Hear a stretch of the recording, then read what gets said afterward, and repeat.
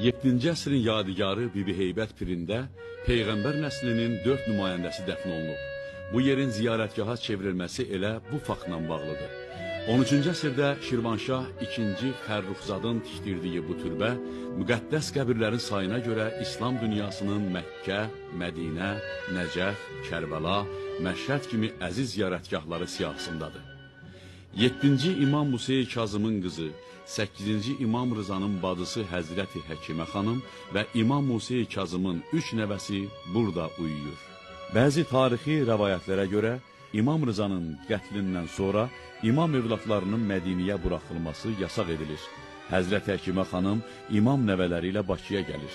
Əhl-i Beytə sadiq olan Hacı Bədir adlı imkanlı bir şəxs onları himayə edir. Düşmənlər xəbər tutmasın deyə Həzrət Həkimə xanımın əsl adını gizlədib ona Bibi deyə müraciət edir.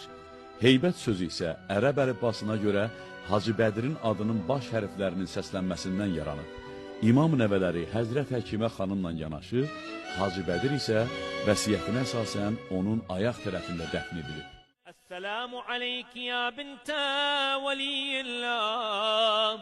Esselamu aleyki ya uxtə veliyillah. Esselamu aleyki ya ammətə veliyillah.